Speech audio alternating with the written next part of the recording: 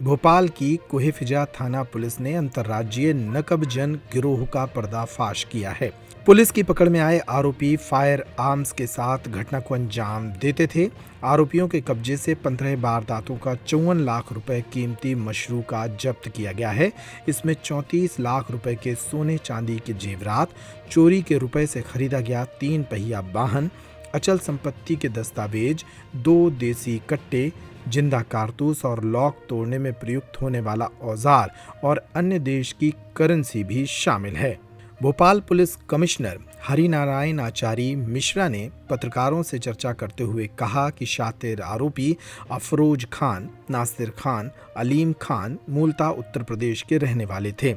लंबे समय से यह भोपाल के ग्रामीण इलाकों में रह रहे थे और इन्होंने चोरी के रुपयों से ही भोपाल जिले में मकान, जमीन और वाहन की खरीदारी की थी। आरोपी ताला तोड़ने के लिए टॉमी और रॉड के साथ पेंचकस का उपयोग करते थे। पहचान छुपाने के लिए यह टी शर्ट के ऊपर टी शर्ट पहनते थे। उन्होंने बताया कि महोबा निवासी नासिर खान संदिग्ध परिस्थितियों में वारदात करने की नीयत से घूम रहा था, जिसे पुलिस ने घेराबंदी कर गिरफ्तार कर लिया। आरोपी से की गई पूछताछ के बाद अन्य आरोपियों को भी गिरफ्तार किया गया। आरोपियों ने पूर्व में कोहेफिजा थाना क्षेत्र के जैन नगर, विट्ठल नगर, बिजावर, विजयनगर में 8 चोरी की वारदातों को कबूल कर लिया है। साथ ही जहांगीराबाद, टीटी नगर, गौतम नगर क्षेत्र में भी अन्य साथियों के साथ मिलकर चोरी की वारदातों को अंजाम दिया था। आरोपी अफरोज खान के विरुद्ध भोपाल शहर के कई थानों में 1 दर्जन से ज्यादा अपराध पंजीबद्ध हैं और वह उत्तर प्रदेश में की गई चोरियों के मामले में भी फरार चल रहे हैं। साथ ही नासिर खान, जो कि रिश्ते में अफरोज का भांजा लगता है, वह भी अपने मामा के साथ मिलकर लगातार नकबजनी की घटनाओं को अंजाम दे रहा था। इसके खिलाफ भी उत्तर प्रदेश के ललितपुर कोतवाली में चोरी का अपराध दर्ज है। पुलिस गिरफ्त में आए दोनों आरोपियों से पूछताछ कर अन्य घटनाओं के बारे में भी जानकारी जुटा रही है।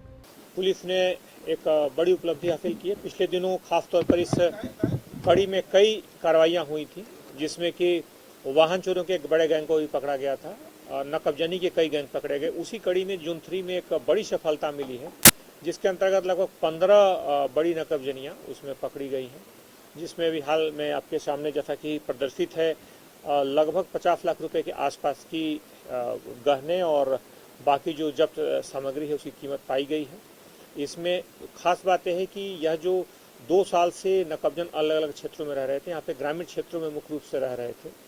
यहाँ पे ईट खेड़ी के आसपास इनका निवास था। इन्होंने वहाँ ज़मीन भी खरीद ली थी और मूलतः झांसी, ललितपुर के आसपास के उत्तर प्रदेश के रहने वाले हैं।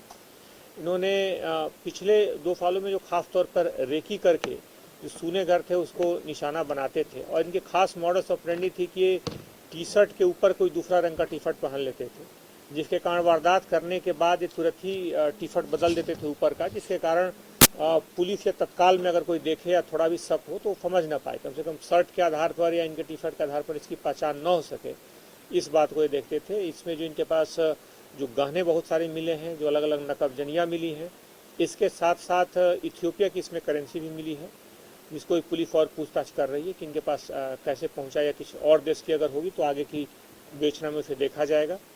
इनमें 2 आरोपी पकड़े गए हैं, बाकी 2 लोगों के और नाम आए हैं जो उत्तर प्रदेश के ही अलग अलग जगह के रहने वाले हैं और इनसे कनेक्टेड हैं।